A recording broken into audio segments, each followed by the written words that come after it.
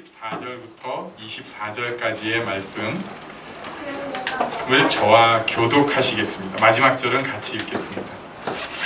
이미 명절의 중간이 되어 예수께서 성전에 올라가사 가르치시니 유대인들이 놀랍게 여겨 이르되 이 사람은 배우지 아니하였거늘 어떻게 그를 알았냐 하니 예수께서 대답하여 이르시되 내 교훈은 내 것이 아니요 나를 보내신 이의 것이니라. 사람이 하나님의 뜻을 행하려 하면 이 교훈이 하나님께로부터 왔는지 내가 스스로 말하는지 아니라. 스스로 말하는 자는 자기 영광만 구하되 보내신 이의 영광을 구하는 자는 참되니 그 속에 불의가 없느니라. 모세가 너희에게 율법을 주지 아니하였느냐 너희 중에 율법을 지키는 자가 없도다. 너희가 어찌하여 나를 죽이려 하느냐. 무리가 대답하되 당신은 귀신이 들렸도다. 누가 당신을 죽이려 하나이까. 예수께서 대답하여 이르시되 내가 한 가지 일을 행하매 너희가 다 이로 말미암아 이상히 여기노라. 모세가 너희에게 할례를 행했으니 그러나 할례는 모세에게서 난 것이 아니요 조상들에게서 난 것이라. 그러므로 너희가 안식일에도 사람에게 할례를 행하느니라. 모세의 율법을 범하지 아니하려고 사람이 안식일에도 할례를 하는지 이거는 내가 안식일에 사람의 정신을 건전하게 한 것으로 너희가 되게 두려워하느냐. 함께 있습니다. 외모로 판단하지 말고 공의롭게 판단하라 하시니라. 아멘.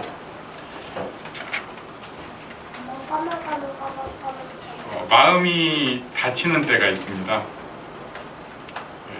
그러면은 믿음에도 열려지지가 않죠. 마음이 다치는 그런 여러 이유가 있을 것입니다.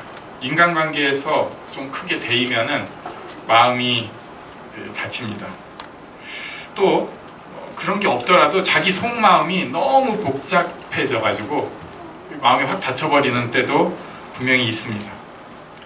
예수님 시대, 지금 요한복음이 예수님 그 시대의 현장에 대화가 계속 나오는데 예수님을 직접 보고 예수님 가르침을 직접 듣고 그리고 예수님께서 일으키신 놀라운 기적을 직접 경험한 사람들, 정말 직접 그 사람들이 왜 예수님에 대해서 믿음을 가지지 못했을까? 여러 가지 생각들이 있는데 오늘 본문에서 조금 더 구체적으로 나와 있어서 제가 몇 가지 찾아서 함께 나눠보려고 생각을 하고 있습니다. 왜 이들은 믿음이 가지 못했을까? 직접 예수님 옆에 있었는데. 먼저 15절 말씀 같이 읽겠습니다. 15절 시작. 유대인들이 놀랍게 여겨 이르되 이 사람은 배우지 아니하였거늘 어떻게 그를 아느냐 하니. 여기 보니까 이 사람은 배우지 아니하였거늘 이렇게 표현을 해요. 배우지 아니하였다. 이것은 더 정확하게 그때 사람들의 생각을 표현하자면 이 사람은 선생이 없는데 이 말입니다. 당시에는 선생님의 권위로 학생들이 자기가 배운 것을 드러낼 수가 있었습니다. 내가 누구에게 배웠습니다. 누구랑 같이 누구 선생님께 배웠습니다. 누구 랍비에게 배운 말씀입니다. 유대인 남자들은 나중에 이제 회당에서 모여서 자기들식으로 이제 어떤 집회를 가질 때 유대인 남자들은 목사만이 아니라 랍비만이 아니라 모든 남자들은 어떤 나눔을 가르치도록 되어 있었습니다. 그러니까 그게 유대인들의 좋은 리더십의 하나라고 생각은 들어요. 좀 우리는 너무 기능적이어가지고 말빨 있는 사람, 그 다음에 좀 다시간 사람, 이런 사람만 세워가지고 가르치게 하는데 유대인들은 그게 아니라 모든 유대인 남자, 이건 차별이네. 근데 이제 요즘식으로 하면 모든 사람들이 그 성경 구절에 대해서 자기가 배운 바를 가르치게 했어요. 저는 그게 지금도 어떤 면에서 암송하고 간증하는 이런 모습이랑 조금 비슷하다고 생각합니다. 그냥 유창하게 잘하는 사람이 꼭 하지 않아도 잘 모르는 사람이 이렇게 자기를 고백하면서 얘기하는 게 굉장히 도움이 될 때가 있어요. 그런데 자, 이렇게 그냥 보통 그렇고 그런 사실 뭐 좀 나도 다 알 것 같은 그런 얘기를 하는데 거기에 누가 딱 나와가지고 아, 네, 저는 가말리엘 문화에서 배웠습니다. 그러면은 사람들 뭐야? 저 사람이 여기 왜 왔어? 이 생각이 드는 거예요. 그게 이제 사도 바울이었죠 나중에. 근데 예수님은 제가 누구 문화에 있었습니다 할 그 사람이 없는 거예요. 아무도 그 가르친 사람이 없으니까 저 가르치는 선생이 없는데 받쳐주는 선생님의 권위가 없었습니다. 예수님에게. 그래서 예수님은 그에 대해서 뭐라고 표현하셨냐? 16절, 17절 말씀 우리 한꺼번에 같이 읽습니다. 시작. 예수께서 대답하여 이르시되 내 교훈은 내 것이 아니요 나를 보내신 이의 것이니라. 사람이 하나님의 뜻을 행하려 하면 이 교훈이 하나님께로부터 왔는지 내가 스스로 말함인지 알리라. 예수께서 대답하여 이르시되 내 교훈은 내 것 아니고 나를 보내신 이의 것이다 라고 말씀하시는 거예요. 그러니까 이것을 이제 조금 더 우리가 이해하기 쉽게 표현하자면 내가 가르치는 권위, 나를 가르치는 나는 누구 선생님 밑에서 배운 하나님 선생님, 아버지 선생님에게 직접 배운 것을 얘기한다. 이것을 얘기를 하는 거예요. 사람들은 문제가 있었습니다. 하나님께로부터 왔다고 하는데 이것을 알 수가, 들을 수가, 판단할 수가 없었어요. 그래서 예수님께서 조금 콕 집어주셨는데 17절을 가만 보면은요, 사람이 하나님의 뜻을 행하려 하면 이 교훈이 하나님께로부터 왔는지 아니면 내가 스스로 말함인지 알 텐데, 사람이 하나님의 뜻을 행하려고 하면 이 교훈이 하나님께로부터 왔는지 내가 스스로 말함인지 알 텐데, 바꿔서 얘기하면 니네가 하나님 뜻 행하려는 마음이 사실은 없다. 쿡 찔르시는 거예요. 대부분의 사람 하나님의 뜻을 행하려 하지 않습니다. 그리고 누구의 권위, 누가 가르쳤다 이런 것에 귀가 솔깃할 뿐이에요. 누가 가르쳤다고 해서 그것을 듣고도 행하려는 사람 별로 없습니다. 사람의 권위에 휘둘리고 진짜 하나님 뜻을 고민하고 행동하지 않는 사람은 예수님이 앞에 있어도 몰라요. 지금도 그렇습니다. 성령께서 여러 방향으로 나에게 말씀을 하시는데 자기가 생각하는 사람의 권위를 만든 거거나 진짜 하나님의 뜻을 고민하지 않거나 내가 삶에서 하나님 뜻대로 살려고 하는 생각이 사실은 없다면 하나님께서 은혜를 폭포수와 같이 부어주셔도 믿음이 생기지가 않아요. 바꿔서 얘기하면 사람의 권위에 휘둘리지 않고 내가 잘 모르지만 하나님 뜻을 고민하면서 하나님께서 원하시는 그것을 행하려고 하는 사람은 아무것도 아닌 것 같은데 별 볼 일 없어 보이는데 믿음의 사람이 됩니다. 우리에게 이 축복이 꼭 있기를 바랍니다. 자, 두 번째, 왜 또 믿음이 없었나? 믿음이 어째서 방해되는가? 21절 말씀 한번 같이 읽겠습니다. 21절 시작.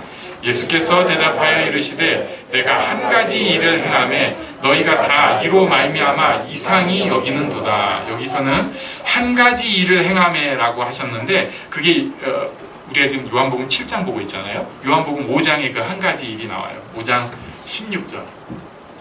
네, 우리 한번 같이 읽겠습니다. 시작. 그러므로 안식일에 이러한 일을 행하신다 하여 유대인들이 예수를 박해하게 되니라. 베데스다 목가에서 38년 된 병자를 고치셨는데 문제는 그것을 안식일에 고치셨어요.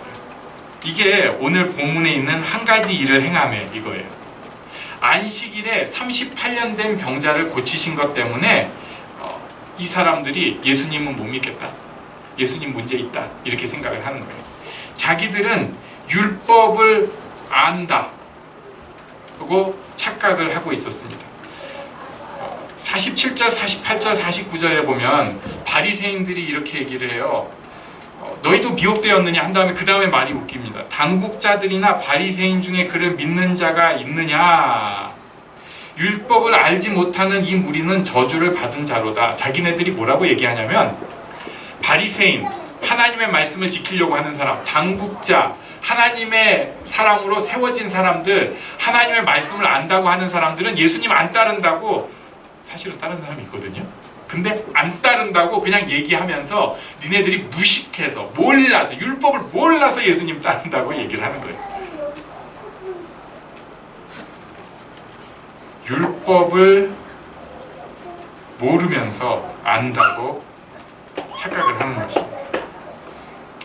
하나님 섬기려고 율법을 지키는데 그 율법에만 집중하다가 보니까 진짜 하나님 뜻은 모르는 거예요. 뭐 쉽게 그냥 이런 거 있죠. 여러분 운동을 하시나요? 아, 우리 이승민 집사님 운동하셔야 되는데 왠지 좀 안 하실 것 같아서 내가 오늘부터 꼭 하시면 좋겠습니다. 운동은 건강하고 즐거우려고 하는 거잖아요. 네, 근데 문제는 운동하다가 그 운동 자체에 빠지시는 분들이 운동하시는 분들이 꽤 많아요. 그래가지고 운동하면서 남들이랑 막 비교하고 뭐 약간의 비교는 경쟁도 되고 도움이 될 수 있는데 재미 하나도 없는데 뭐 자기가 무슨 득도하는 사람도 아니면서 막 이상하게 운동하는 사람들도 있어요.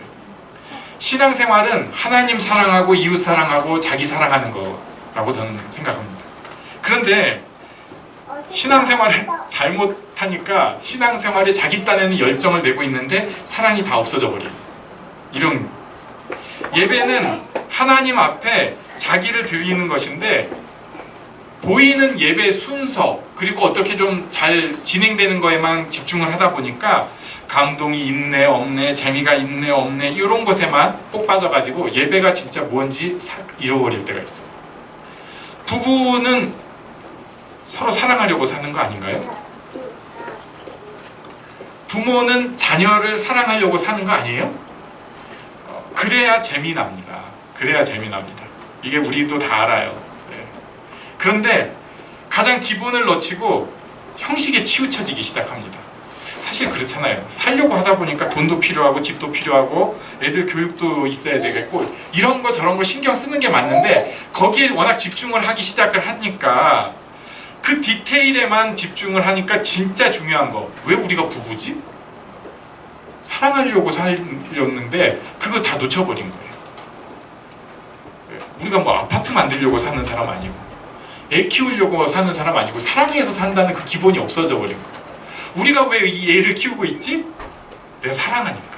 사랑하려고 키우고 있는데 그거 새카맣게 잊어버리고 애를 저주하고 성적 좀 떨어졌다고 윽박지르고 뭐 좀 사고 쳤다고 물론 저도 순간 뭐 화가 나지만 사고 치면 그런 거 있잖아요. 수박을 엎어버린다거나 이러면은 갑자기 머리가 이렇게 핑 돌고 막 그렇지만 제가 윽박 찌르려고 애랑 사는 거 아니잖아요. 네. 수박 나눠 먹는 것도 사랑하려고 하는 건데 본질을 잊어버린 거예요. 결국은 율법을 지키면서 하나님을 섬기겠다고 하는 것이었는데 그 하나님을 섬기는 마음은 없어지고 율법만 가득해지기 시작하니까 이들이 예수님에 대한 믿음이 없었습니다. 교회를 다니기 시작하는데 헛것만 가지기 시작하면 이렇게 돼요. 자, 마지막으로 헛것만 가지기 시작하면 끔찍한 일이 생기기 시작합니다. 27절 오늘 본문을 좀 넘어갔는데요. 한번 같이 읽겠습니다. 시작. 그러나 우리는 이 사람이 어디서 왔는지 아노라. 그리스도께서 오실 때에는 어디서 오시는지 아는 자가 없으리라 하는지라. 그리스도께서 오실 때는 어디서 오시는지 아는 자가 없으리라고 하는 것은 사실 성경적인 근거가 명확하지도 않는데 자기들이 그런 그리스도에 대한 신비주의를 갖고 있으니까 우리가 갈릴리에서 태어났고 자란 정확하게는 베들레헴에서 태어났고 갈릴리에서 자란 예수님 인정할 수 없다. 이렇게 자기네들이 미리 속단하고 결정해버리는 거예요. 조금 더 센 것이 있습니다. 요한복음 7장 52절 말씀 한번 같이 읽어보겠습니다. 시작. 그들이 대답하여 이르되 너도 갈릴리에서 왔느냐? 찾아보라. 갈릴리에서는 선지자가 나지 못하느니라 하였더라. 갈릴리에선 선지자가 나지 못한다. 이런 거 성경에 없어요. 네. 그런데 자기들이 그렇게 생각을 해버리는 거예요. 지역주의에 매몰된 것을 볼 수 있습니다. 제가 역사를 조금 공부를 하면서 느낀 건데요. 역사적으로 지역주의가 없는 때는 거의 없습니다. 뭐 기록이 안 돼 있는 거는 있겠죠. 근데 신기하고 놀라운 것은 우리가 아는 대부분의 역사, 좀 디테일하게 기록된 모든 곳에는 전부 지역주의가 있어요. 중국 교회사도 공부할 때 깜짝 놀랐어요. 그래가지고 제가 실수하는 거 이제 조심하게 되죠. 아, 중국도 이렇게 우리가 볼 때는 다 막 중국 혐오하시는 분들은 뭐 이러고 뭐 이러는데 중국 내부에서도 그게 되게 심하더라고요. 우리나라도 지역주의가 있고 로마 시대 때도 지역주의가 있고 그 사회가 주는 사실은 마귀가 아직도 준동시키는 그런 속임수예요. 마귀가 주는 저주의 속임수예요. 이런 게 어떻게 들어오기 시작하냐면 이걸 이용해서 이득을 보려는 그런 나쁜 인간들이 있어요. 실제로 조금 모자란 사람들이 있을 거예요. 인종차별 같은 거. 어렸을 때 교육의 기회를 잘 못 받는 사람들이 아무래도 그런 면에서 떨어질 수가 있는데 마치 그게 열등하고 못난 것처럼 인종차별을 슬쩍 하면서 그게 사회 질서를 유지하는데 도움이 된다는 그런 따위 인간들이 그런 일들을 행해 옵니다. 나쁜 놈들이 그런 걸 머릿속에다가 집어넣는 거예요. 자, 그런데 저는 여기까지는 어느 역사나 이런 일이 있다고 생각을 해요. 문제는 여기에다가 신앙을 묻히면은 아주 추잡한 짓이 생깁니다. 지금 바리새인들이 그러고 있는 거예요. 갈릴리에선 선지자가 나오지 못한다. 자기들이 갈릴리는 이제 로마가 더 이방 문화를 많이 받아들이고 그래서 갈릴리와의 서로의 그 적대감이 있었어요. 저것들은 더러운 것들이야. 또 갈릴리는 어떻게 생각했냐면 이방 문화가 들어오니까 오히려 더 순수성을 가지려고 하다 보니까 예루살렘을 보면서 저것들은 더러운 것들이에요. 서로 가는데 이런 갈등이 있는데 그것을 부추기는 사람이 있는 거예요. 자기 이 장악력을 높이기 위해서. 나쁜 인간들인데 같은 민족 안에서 차별하고 미워하게 하는 것입니다. 그러면서 신앙생활 한다고 얘기를 해요. 지금 우리나라도 그렇잖아요. 교회에서 뭐 아시겠지만은 저는 태극기 부대 좋아하지 않습니다. 저는 조국 지지자들도 별로 좋아하지 않습니다. 그런데 교회 안에서 저를 자기 편을 만들려고 얼마나 그 목사님들이 모여가지고 얘기를 하면은 제가 정말 심장이 찢어지는 것 같아요. 왜 교회가 그런 거에 정신이 다 팔려가지고 창피한 줄도 모르고 거기다가 뭐라고 얘기를 하냐면 내가 신앙 양심 때문에 이런다.